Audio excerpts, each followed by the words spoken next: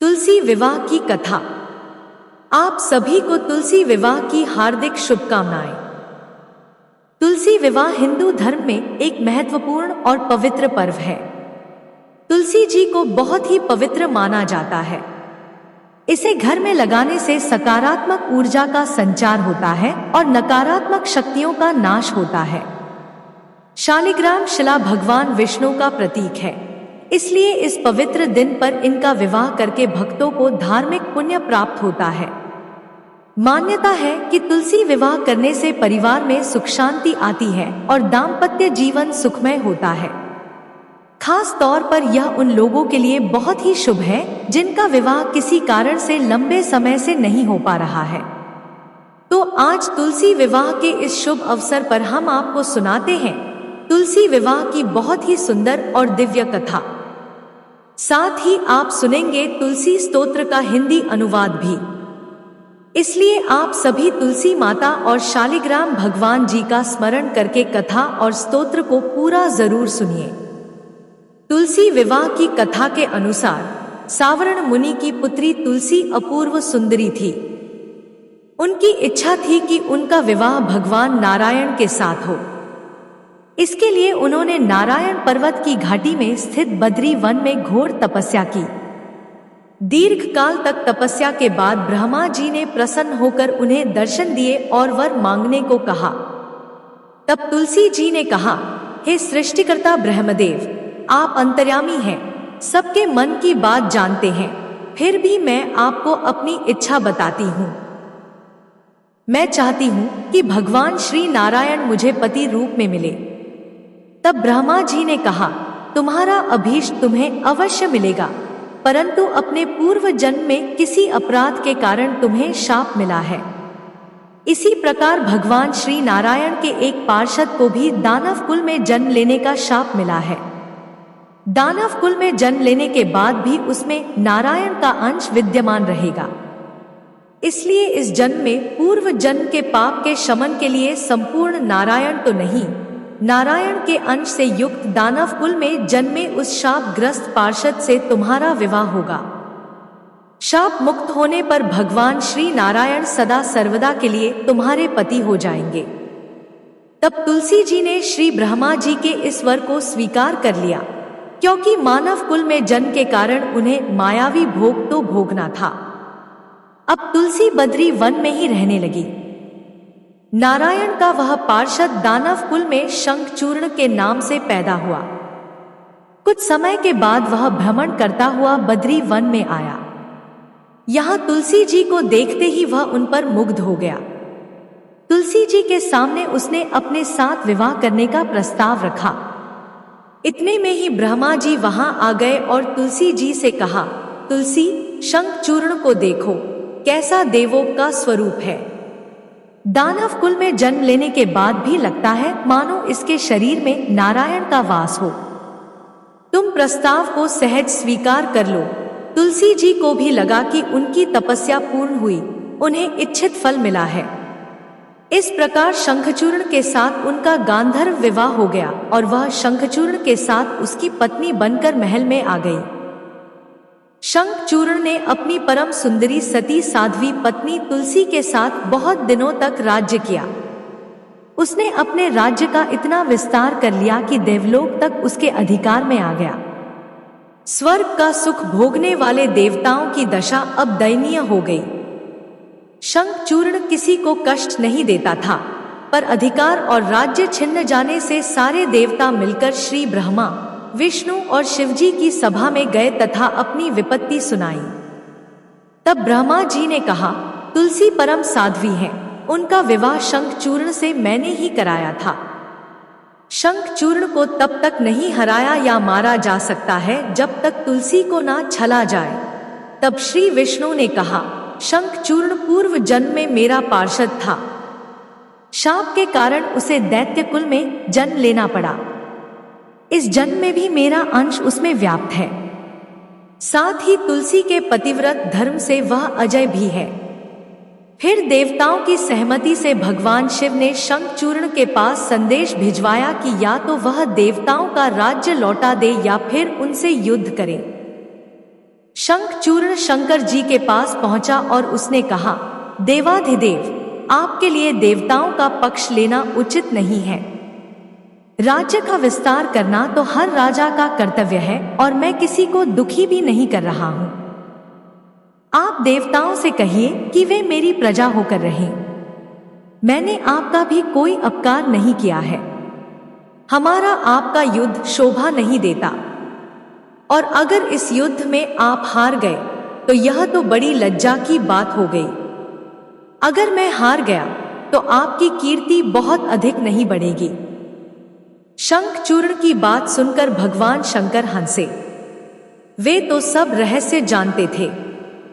तुलसी और शंखचूर्ण के पूर्व जन्म के शाप की अवधि अब लगभग पूरी हो चुकी थी। भगवान शंकर बोले, शंखचूर्ण, इसमें कीर्ति और लज्जा की तो कोई बात ही नहीं। तुम देवों का राज्य लौटाकर उन्हें उनके पद पर प्रतिष्ठित होने दो। युद्ध से बचने का यही एकमात्र उपाय है। तब शंखचूर्ण ने कहा, मैंने तो युद्ध के बल से ही देवलोक को जीता है और कोई उसे केवल युद्ध के द्वारा ही वापस ले सकता है। यही मेरा अंतिम निर्णय है। मैं जा रहा हूं। ऐसा कहकर शंखचूर्ण चला गया। उसने अपने राजमहल में वापस आकर अपनी पत्नी तुलसी को सारी बात बताई और कहा, कर्म भोग सब काल सूत्र में बंधा है। जीवन में हर्ष, शोक, भय, सुख, दुख, मंगल, अमंगल सब कुछ काल के अधीन है। हम तो केवल निमित्त हैं। संभव है कि भगवान शिव देवों का पक्ष लेकर मुझसे युद्ध करें। तुम चिंता मत करना, तुम्हारा सती तेज मेरी रक्षा करेगा। और फिर दूसरे ही दिन भगवान शंकर के नेतृत्व में देवताओं ने युद्ध छेड़ दिया। शंखचूर्ण ने भीषण बाण की वर्षा करके उनका वेग रोका। उसके प्रहार से देवता डगमगाने लगे। फिर उसने दानवी शक्ति का प्रयोग करके मायावी युद्ध आरंभ कर दिया। युद्ध स्थल पर वह कभी किसी को दिखाई नहीं देता था, पर उसके अस्त्र शस्त्र देवों को घायल कर रहे थे। देवगण अपने अस्त्र चलाए भी तो किस पर चलाए, क्योंकि कोई शत्रु सामने था ही नहीं। कई दिनों तक इस तरह भयंकर युद्ध चला। शंखचूर्ण पराजित नहीं हुआ। तब भगवान शिव ने श्री विष्णु से कहा, हे हरि, कुछ उपाय करो, अन्यथा मेरा तो सारा यश मिट्टी में मिल जाएगा। भगवान श्री विष्णु ने सोचा, बल से तो शंखचूर्ण को हराया नहीं जा सकता, इसलिए अब छल का सहारा लेना पड़ेगा। उन्होंने तुरंत अपना स्वरूप शंखचूर्ण जैसा बनाया और अस्त्र शस्त्र से सुसज्जित होकर वे महल में तुलसी जी के पास आए और बोले, प्रिय, मैं युद्ध जीत गया। सारे देवता भगवान शंकर समेत हार गए। इस खुशी में आओ, मैं तुम्हें आंख से लगा लूं। पति को प्रत्यक्ष खड़ा देख और विजय का समाचार सुनकर वह दौड़कर मायावी शंखचूर्ण के गले से लिपट गई। इस प्रकार पति पत्नी दोनों ने आलिंगन करके खूब आनंद बनाया। इधर पराये पुरुष के साथ इस प्रकार के व्यवहार से तुलसी का सती तेज नष्ट हो गया। उनका सती तेज, जो शंखचूर्ण की कवच के रूप में रक्षा कर रहा था, वह कवच नष्ट हो गया। अब युद्ध के मैदान में इधर शंखचूर्ण शक्तिहीन हो गया। यह जानते ही भगवान शंकर ने अपने त्रिशूल से उस पर प्रहार कर दिया। त्रिशूल के लगते ही शंखचूर्ण जलकर भस्म हो गया। शंखचूर्ण के मरने को जानकर अब श्री विष्णु अपने असली स्वरूप में आ गए। सामने अपने पति शंखचूर्ण के स्थान पर भगवान विष्णु को खड़ा देखकर तुलसी बहुत आश्चर्यचकित हुई। अब उन्हें पता लग गया कि स्वयं नारायण ने उनके साथ छल किया है। तब क्रोध में आकर उन्होंने शाप दिया, एक सती स्त्री का सतीत्व भंग करने के अपराध में आप हृदयहीन पत्थर हो जाओ। तब भगवान श्री विष्णु ने तुलसी जी के शाप को शिरोधार्य करते हुए कहा, देवी, तुम रे और शंखचूर्ण के कल्याण के लिए ही मुझे ऐसा करना पड़ा। तुम दोनों को शाप मुक्त करना था। तुम भी अब शरीर त्याग कर तुलसी बिरवा के रूप में जन्म लोगी और मेरी पूजा तुलसी दल से होगी। मैं शालिग्राम पत्थर बनूंगा। मेरे शीश पर तुम सदैव आदर से विराजमान होगी। तुम्हारे पति की हड्डियों के चूर्ण से शंख की उत्पत्ति होगी। उस शंख ध्वनि से देवताओं और मेरी पूजा आराधना होगी। जहां जहां शंख ध्वनि होगी वहां सदैव मैं मंगलमय विराजमान रहूंगा। तुमने पूर्व जन्म में बद्री वन में मुझे पाने के लिए बड़ी कठिन तपस्या की थी। अब अगले जन्म में मैं नारायण प्रस्तर के रूप में बद्रीनाथ वन में स्थापित होऊंगा और मेरी पूजा अर्चना फल फूल से ना होकर तुम्हारे तुलसी दल से होगी। मेरे शीश पर विराजमान होकर तुम मुझसे भी ऊंचा पद प्राप्त करोगी और मेरा भोग भी तुम्हारे बिना स्वीकार नहीं होगा। कथा समाप्त। प्रेम से बोलिए तुलसी माता की जय, शालिग्राम भगवान की जय। सनातन धर्म में तुलसी को अत्यंत पूजनीय माना जाता है। जिस घर के आंगन में तुलसी होती है वहां कभी कोई कष्ट नहीं आता और मां तुलसी के नाम के उच्चारण मात्र से ही भगवान विष्णु प्रसन्न हो जाते हैं। तुलसी जी में जल चढ़ाने से घर में सुख समृद्धि आती है तथा हर प्रकार के रोग, शोक आदि व्याधि से मुक्ति मिल जाती है। तुलसी जी की पूजा करते समय श्री तुलसी स्तोत्र का पाठ जरूर करना चाहिए। ऐसा करने से माता तुलसी जल्द प्रसन्न होती है और माता तुलसी जी की पूजा का भक्तों को 2 गुना फल मिलता है। तो प्रिय श्रोताओं, अब आपको पुंडरकृत तुलसी स्तोत्र का हिंदी अनुवाद सुना रहे हैं। आप सभी मन में श्रद्धा रखकर तुलसी स्तोत्र का हिंदी अनुवाद सुनिए। देवी तुलसी माँ को मेरा प्रणाम है। मैं आपको नमन करता हूँ। हे विश्व की पालक, आप श्री हरि की परम प्रिय है। हे देवी, आपकी शक्ति के कारण ब्रह्मा से लेकर सभी देवता इस संपूर्ण संसार को बनाए रखने और उसका अंत करने में सक्षम हैं। इसका अर्थ है कि आपके कारण ही ब्रह्मा जी के साथ अन्य देवता गण सृष्टि के निर्माण, उसके पालन पोषण और विनाश में लगे हुए हैं। देवी तुलसी जी, आपको मेरा प्रणाम है। जो जीवन में कल्याण लाती हैं, उन देवी तुलसी को नमस्कार है। जो श्री विष्णु जी की प्रिय है और जो शुभ है, मुक्ति प्रदान करने वाली और समृद्धि प्रदान करने वाली देवी तुलसी को नमस्कार है।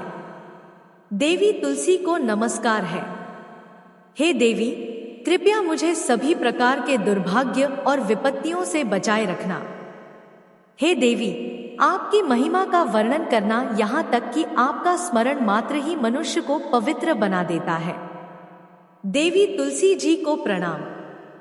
मैं देवी तुलसी को पूरी श्रद्धा के साथ प्रणाम करता हूँ, जो देवियों में सबसे प्रमुख हैं और जिनका तेजो में रूप है, जिसे देखकर इस नश्वर संसार के सभी पापी अपने पापों से मुक्त हो जाते हैं। देवी तुलसी को मेरा प्रणाम है। इस पूरे विश्व को देवी तुलसी जी ने संरक्षित किया है, जिसमें गतिमान और अचल दोनों प्राणी शामिल हैं। देवी पापी व्यक्ति के सभी पापों को नष्ट कर देती हैं एक बार जब वे उन्हें देखते हैं और भक्ति के साथ उनके सामने आत्मसमर्पण करते हैं। इसका अर्थ है कि माता तुलसी चर और अचर समेत पूरे जगत की रक्षा करती हैं और अपने दर्शन मात्र से ही पापी मनुष्यों के सभी पापों को नष्ट कर देती हैं। या फिर तुलसी जी के दर्शन मात्र से ही पापियों के पाप नष्ट हो जाते हैं। देवी तुलसी को मेरा प्रणाम है। जो भी श्रद्धा के साथ देवी तुलसी के सामने हाथ जोड़कर प्रणाम करते हैं, वे इस कलयुग के बंधनों को पार कर जाते हैं और सभी प्रकार के सुख और प्रसन्नता को प्राप्त करते हैं। फिर चाहे वह महिला हो, व्यापारी हो या अन्य कोई भी जन। देवी तुलसी को मेरा नमस्कार है। देवी तुलसी के समान इस पृथ्वी पर और कोई देवता नहीं है।